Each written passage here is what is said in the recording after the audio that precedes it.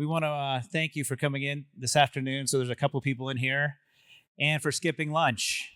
We appreciate you guys spending the next 3 hours with us. That's really helpful. Thank you so much. We do believe in audience participation. So all of you folks on your laptops and phones, be ready. John's going to ask a few questions to the audience here in a second. Our session, as the gentleman just before us announced, is from servers to strategy, the changing role of the technology leader. First question for the audience, real quick, before we get to our panel, is how many of you in the room are associated with the technology team in your organization? We got a couple. Yep. Looking like maybe 50%. So raise of hands if you're not on the technology team and you're in a C-level suite, non-technology, a business owner, investor, etc. There we go. A couple of you playing the same role. Okay, that's good. Different identities. I love that. So fantastic. So really what we're trying to do is provide some help and guidance to the folks who are not in the technology world, to help you understand what technology leaders are going through today as the world changes. And for those of you in the technology world, try to provide some learning, some experience, some guidance on what we're dealing with today as the world is changing. So that's a little bit of the audience participation there. So even before AI, we're not going to talk much about AI. We do have a bombshell topic at the end if we can hold on to. But even before AI, we all know the world's changing at an amazing pace, an unprecedented pace. AI only adds fuel to that fire. And so how do business leaders such as yourself and technology people kind of keep up, adapt, and evolve, right? It's an incredible time. It wasn't that long ago that in this industry, the real estate industry, the role of the tech leader was really to manage the servers, keep the lights on, and of course, keep email and Wi-Fi working. That was just a short amount of time ago.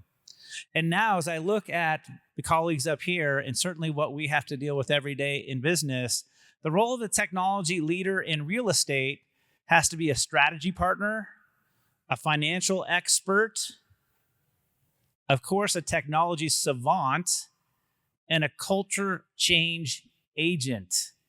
So how the hell do you do all of that, right? And if you don't have those people in your organization, are you going to get lapped?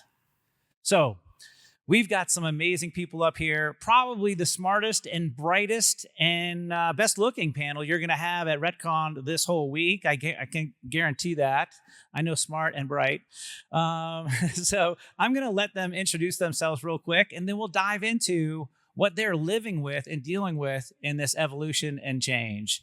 So again, panelists, if you'd introduce yourself briefly, and also share with our audience here what your either favorite business acronym is or your most hated technology acronym. John, would you mind kicking us off? Sure, happy to. So John Crozier, Chief Technology Officer at Kilroy Real Estate.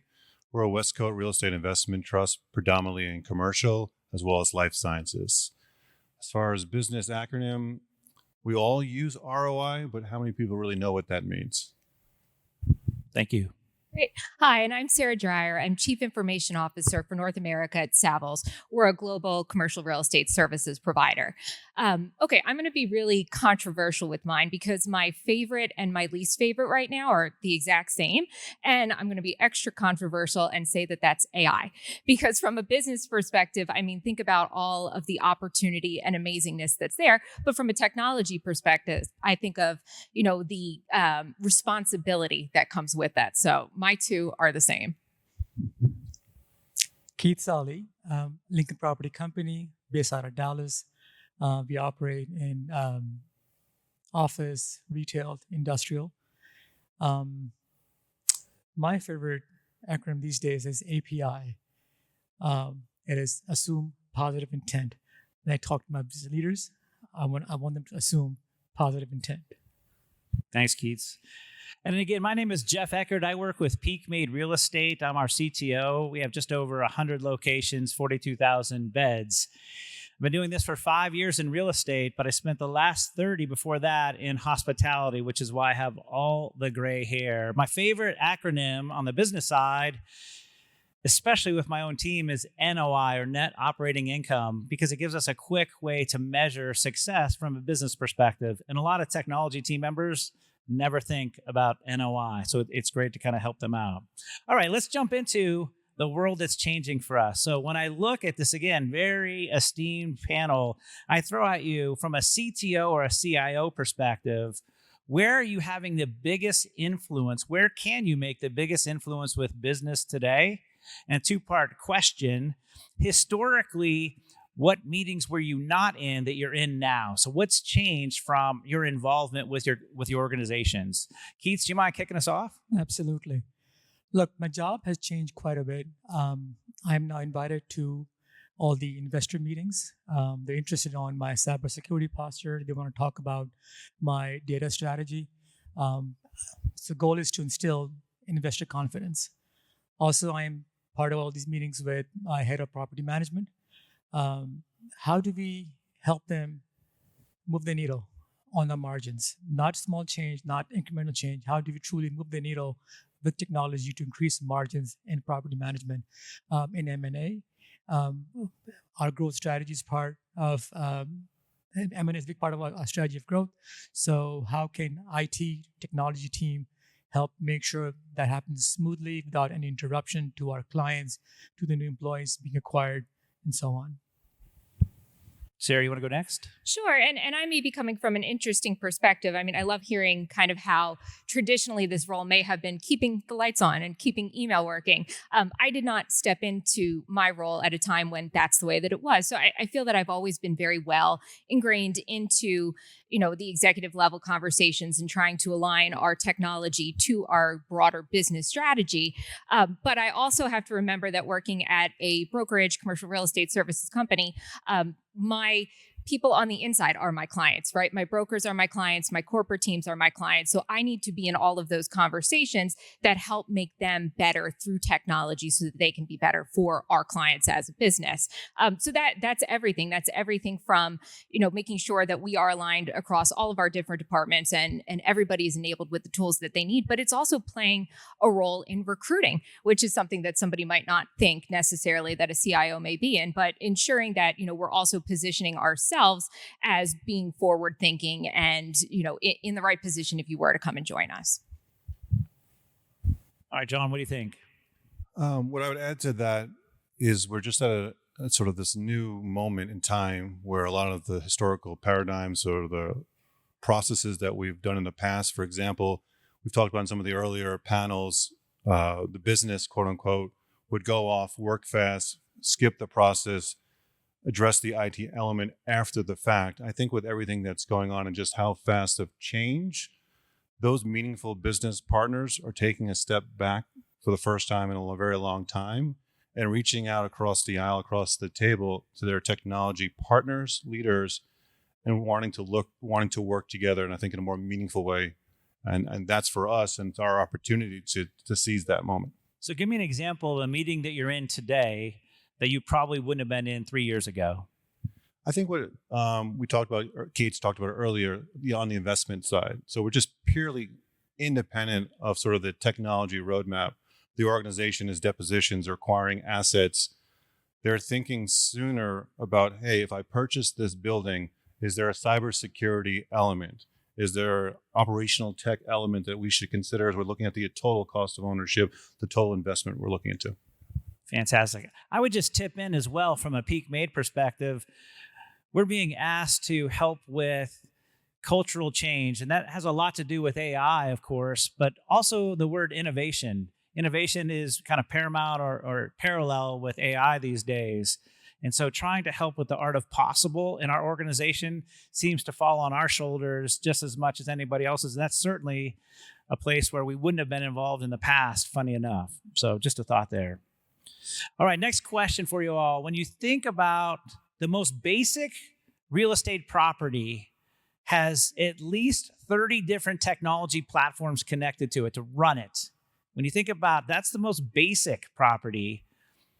With all these systems that you all juggle, think about, plan for, deal with, what logic do you use? What's your strategy on what to retire, what to consolidate, what to leap at, and what to walk away from. Sarah, you mind going first on this one? Sure, I'm happy to. And maybe being a global company, I come back to thinking what we have to operate within. There's some standards that we have across our region. So there's certain products, there's certain platforms that are just baseline for what we're using. But then I think, how can I be innovative on top of that? How can I, make sure that I'm having the right conversations with the business to understand, what systems are working for us, what systems aren't working for that, and where can I improve on something that's already there, or where could I just go in a different direction and maybe do something that could be different than what we're doing globally, but it works for us and it's unique to us. So great example of this, we're a big Microsoft organization globally. But I use Salesforce for our CRM system and our billing system too, because it's just better fit for the way that we operate here in North America. So being flexible, being willing to say goodbye when something isn't working, and knowing that, it's better to find something that's going to be a better long-term fit than hold on to something that just isn't. John, you want to go next? Pulling back to your earlier question about we're at the table, it's a different paradigm. This comes back to this as well. What is the overall enterprise architect, overall strategy? So we're looking to see what to continue to scale, what to continue or potentially retire. What is our point of view? What is perceived as quote unquote technical debt? What is a competitive advantage, our strategic partners and the like? Look, it goes back to culture. Our company, though it's a global headquarter based out of Dallas, each region at times dictates what they want. Then I have to play this game of a diplomat to figure out, okay, what is the most important thing, how far I can push. Some regions love acumen, some love HQO. We love acumen, by the way, in the central. So I have to pick my battles. The data I must have X amount of data in a certain format. So for those things, I don't compromise. For cybersecurity, I must have a standard. I don't compromise. But I have to give in. If they want to keep their 20-year-old J.D. Edwards for property accounting, sure. As long as I get my data out in a certain format, a certain cadence, I'm okay with that. So we pick and choose our battles at times. So it's a hard balance. But you got to have your non-negotiables. Cyber is one. And data is one. Without data, we cannot run a company. Such a good point about data, which is going to lead into the next question. When you think about all these folks who are sitting out here today and their businesses are growing, they're trying to scale, trying to tackle new ground, we have to modernize our systems, and we have to kind of grow with things like AI or centralization. So when you think about those drivers, what's most important when you think about your foundation, your tech stack, or your data foundation? What's most important to you? And I'll throw this one to John first, if that's okay. I think coming back to culture is spot on there. So first and foremost, before you even look at anything as far as the tech stack, do you have alignment, the strategic alignment with the key business partners, executives in your organization that first and foremost understand the power of the potential of unlocking this data? Moreover, have they empowered operators, members of their organization that truly understand that information data set to partner with the technology individuals that can marry the best of both worlds? So I think first and foremost, before rushing into software platforms, data governance, on the people side, organizational side, making sure that the technology element is aligned with the business purpose, the business value, why we're trying to elevate data in the organization. Sarah, you're going to chime in there. Yeah, no, and that resonates so much. I mean, we're no different than anybody else trying to ensure that our data is in a place where we really can leverage it with everything that's coming with AI.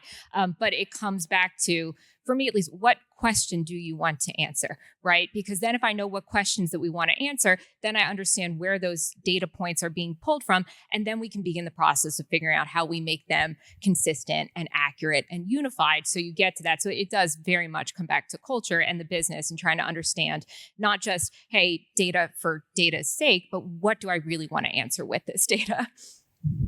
Agree with all of that, 100%. For me, data ownership also very important. IT is a custodian of technology, not of your information. data, I don't understand it per se. I mean, I do, but I don't want to own your information. You're a business, you're business leaders, you know what to do with this data. So business must be the stewards of data, IT is custodian. That's the way I want to approach it. Data governance is key. How data is managed. Then once you have high quality data, then we could do all those cool things with AI. Otherwise, we're stuck in that purgatory of pilots and POCs and not meaningful value. Look, key is to move the needle, not small changes. May I add one more comment before we jump to the next question? I'd also highlight this is not like any other traditional implementation, meaning you've implemented an ERP or a CRM and there's a definitive end date. When you open this box and you begin your data journey, this is something that's going to continue on. This is a marathon. This is the journey, whatever analogy you would prefer. But I would just caution that as you're going to begin this is not, okay, this time next year we're done. No, this time next year, this piece of the roadmap, this piece of the milestone, hopefully we've targeted and made that impact, but it's something that will continue to iterate over time. I think it's an important call out here. Just take a second and really reach out to our non-technology audience members. What you just heard the panel say, and I think they're all united. I certainly agree with everything you've mentioned. From a from a non-technical perspective, you hear culture from the technology leaders. You hear business strategy from the technology leaders. If your company and your leadership doesn't lay out what are we trying to do? I think it was Sarah's comment. If you're not laying that out, your technology leader and your technology organization can't invent success for you. You have to spend the necessary time and energy as a leadership group on defining what do you want to be when you grow up, so to speak. And for our technology audience members, I think it's quite interesting. A lot of times we quickly jump to try to show progress with implementing a particular system. And really what we have to do is push back on where is the business strategy and what is our culture like in our company. And sometimes that's a really hard stance to take as a technology person. But these days it's so critical with everything emerging and innovating is all stacking up on top of that. And if you don't have the right culture and you don't have that right business picture for success, it's just a matter of time till you have some failures. So I agree with everybody there. That's a really good point. With technology changing, Hey, Jeff, we agree with you. Can we pocket that and take you with us? You all said it. As you think about technology changing in the workplace, and we already mentioned about the influence we think the role needs to have going forward, right? We should be in most of the important meetings these days because we're going to be enabling those things. The role has changed from I would guess I'd say a techie nerdy stereotype, right, to much different. So from each one of your vantage points, what are the soft skills that you're hammering on yourself? And then when you think about developing other technology leaders in your organization, what are you emphasizing, two-part question there, with your teams on their soft skills? Let's let John go first this time. Sure. I would say the mindset has to shift to you're a business leader who happens to be fluent in technology, first and foremost. In order to say that with confidence, financial acumen, understanding sort of how to run your business is table stakes at this point. It's no longer sort of a nice to have as you're kind of elevating leaders in your organization. That strategic mindset that we've all been alluding to, where is this all going? So from a technology perspective, are you going left or right? What is the business value, the so what, the why? And then moreover, how does it continue to stay current with your executive partners, your board, that it's a relevant strategy, it's a relevant roadmap? Well, you're looking at an English major, okay? I have absolutely zero technology background by education or training. So I went the opposite way. I learned the business first and then learn the technology side of that. And I think that's so critical because my role is so much about consultation. It's so much about communication. And I think that's what, anybody in a role like ours needs to be able to do to be successful. If I understand the business, I can translate the technology to the business, and I can translate the business to the technology team. And so it's really important to, hone those communication skills, those relationship skills. Like I said, my clients are internal, and I have to be able to build those relationships to get that trust and be able to understand how to deliver something that's actually going to work for them. So, yeah. Look, yes and yes. Agree 100%. If you want to be taken seriously, you want to be able to communicate what is an NOI, what you do impacts the NOI, what you do, how does it impact the overall EBITDA of the company. If you cannot have those conversations with confidence, with authority, then you cannot do this job anymore. Technology, yes, it's a given. We must be a technologist, but that deep knowledge of business, I truly mean deep knowledge, is required if you want to be seen as a trusted partner. And it's not thou shalt. It's okay. How do we partner? How do we collaborate on this? And you must know the business inside out to influence them. Keith, I'm going to stay with you for a second. Just go back on the second part of that question for everybody. So when you think about the leaders on your teams, what is probably what's the primary skill set you're trying to drive with them if you had to pick one on their development in this new and changing role? Look, a bunch of my IT leaders today, they are typical IT career folks. They speak in yes and no. If there's a no from business, they don't know how to go back and counter, negotiate, how to be a good diplomat. I think so. I'm teaching them how to have those conversations. When there's a hard no, how do you go back? No does not mean no, it means not now, right? Having conversations. So people skills is key. We must develop those in our next IT leaders. Strong people skills, bar none. Love English major, common. Yes, you know how to talk, Yeah. right? How to have a conversation. And believe it or not, many of the IT folks, they're binary.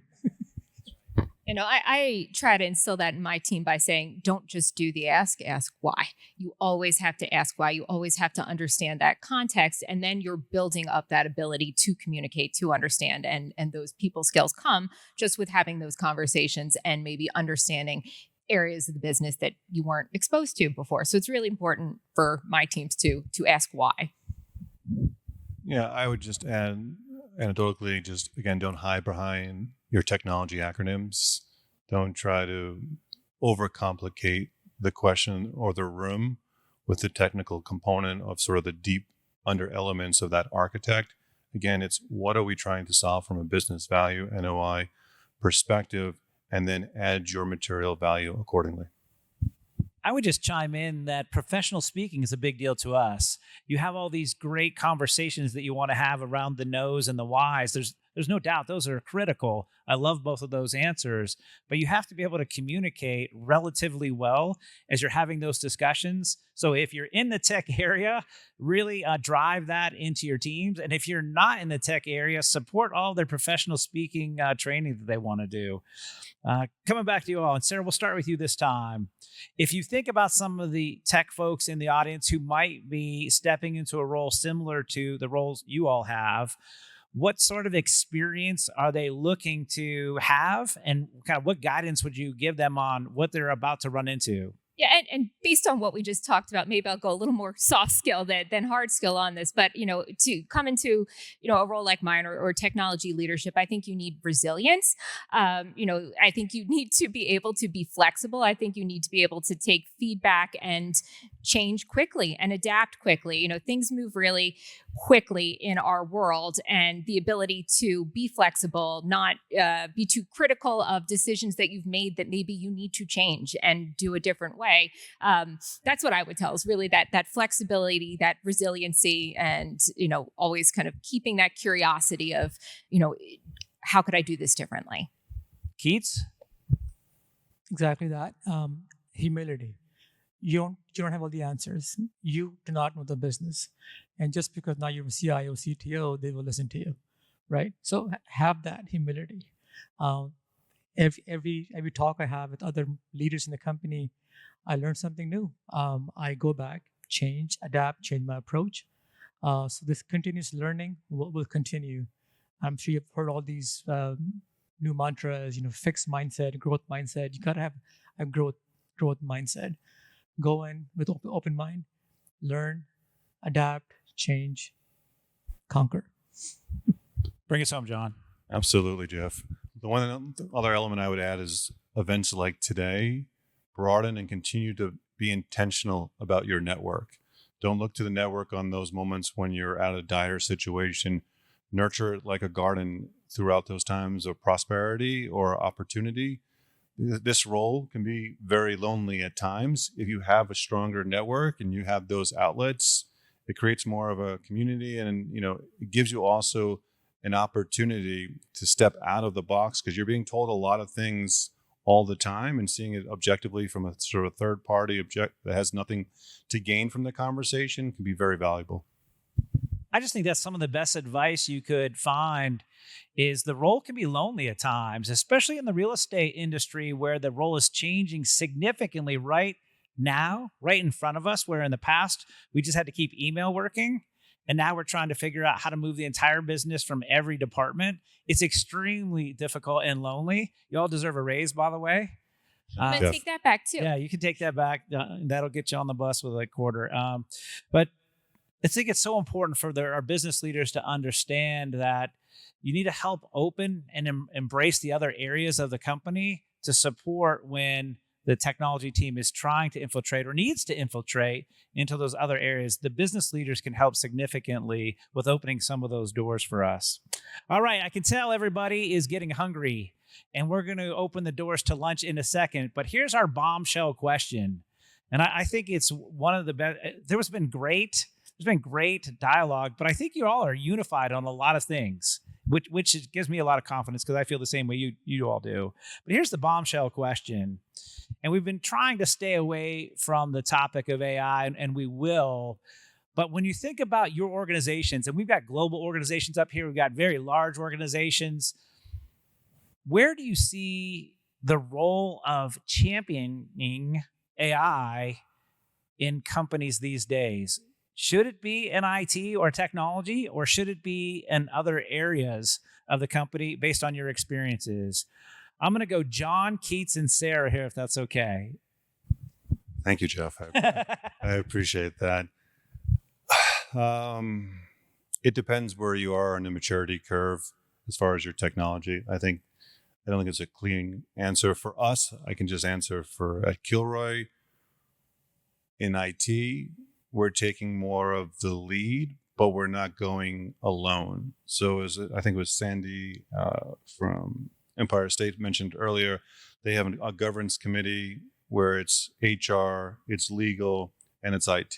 So a lot of the foundation of sort of establishing our GPT model, we didn't necessarily just push out from IT's perspective. We collaborated with some of the other shared services of the organization that would be impacted, as well as our cybersecurity element, and started to get that foundation. I do think, coming back to some of the earlier comments around data in particular, because I think it's just a natural overlap there for all the obvious reasons, is who are sort of those key stakeholders out in the organization that are just running really fast or faster with artificial intelligence, as opposed to maybe others with purpose, with intent. I would want us to partner with them to sort of build out sort of that first iteration of innovation, but at the same time balancing sort of how everything's changing rapidly every week or so. A month or two ago, we were just talking about ChatGPT, not as much about Claude. And here we are today, we just talk about Claude, and ChatGPT is sort of past it and so forth. So my point being is having more of the governance element to scale the organization safe and securely. IT should take that responsibility, because that's where our bread and butter is. We have tons of experience. But on the innovation side, with things going so fast, we shouldn't be so heavy that it gets in the way of that. So it's the tricky game we're playing here, sort of balance the best of worlds. We know the cyber element. We know the data governance component. Let's not throw all that out the window. Let's continue to reinforce that with the AI capabilities. But as innovation is going rapidly faster than previous tools, how do we still give sort of a safe place to sort of do this innovation? Awesome answer. Sarah? Yeah, and this is not a cop-out answer at all, but it's both places, right? It has to come from technology, and That's a cop-out answer. I would from like I'll one explain department. myself. Give me a minute. I think She's an English major. very, very similarly, technology has been, at least for my organization, the enabler up to this point, right? It's been my role to find the tools that we can use in a secure and safe way and start some of that innovation and start some of that push towards using them. But I think the risk is now, if I don't have that leadership buy-in and the push from top down to ensure that there is accountability that people are actually using these tools, or that we are using these tools to align to the appropriate business strategy, it's going to stagnate, and it's going to stay in a world of experimentation versus actually transforming the way that the organization uses AI. So I can deliver, and I can encourage, and I can educate, but I do think that we need leadership teams to enforce and align to 100%. In your company today, where is it starting? Is it starting with you all or in a different area? Well, we also have a group that we pull together with multiple areas of the business. So, technology is guiding. I think we're the ones that are discovering and implementing, but we're doing it based off of feedback that we're hearing from multiple areas of the business. Thanks. Keats? Strong views. I want to hear them. Look, I think this AI transformation is just the digital transformation 2.0. Before we had chief digital officers, now I'm going to have chief AI officers. I think they belong in business and in COO. In the org chart, it belongs with the operations, not with IT. We don't fully understand the extent of processes in a company. COO office does, right?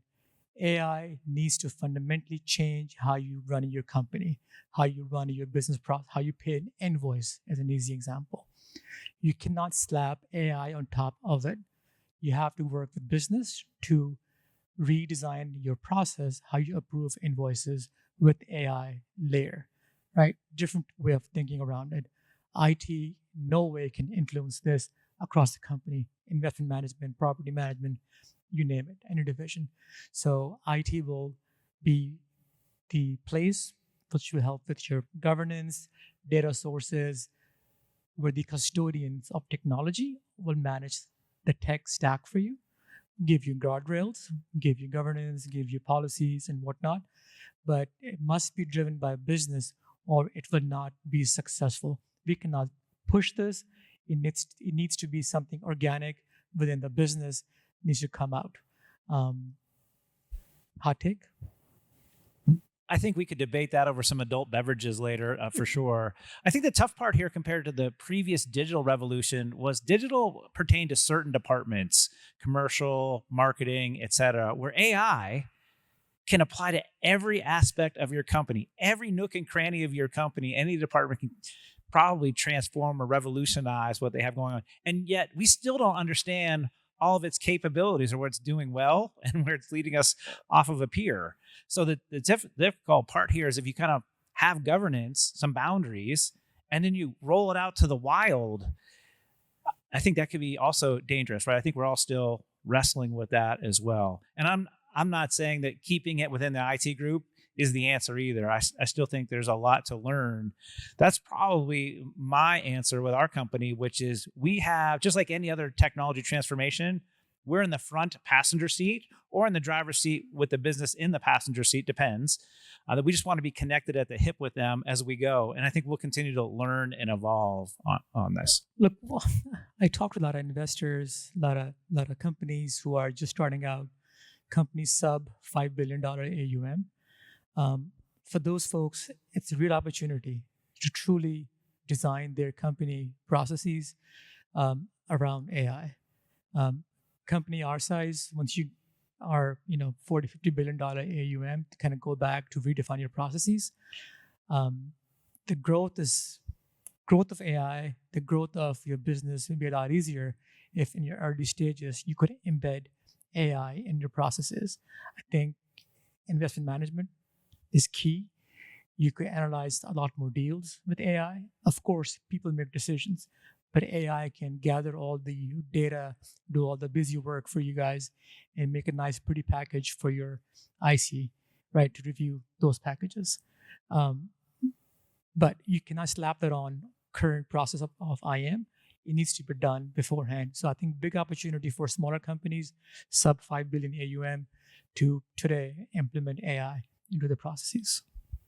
I'll wrap us up by saying thank you to our panelists for sharing your thoughts, your experiences, your learnings.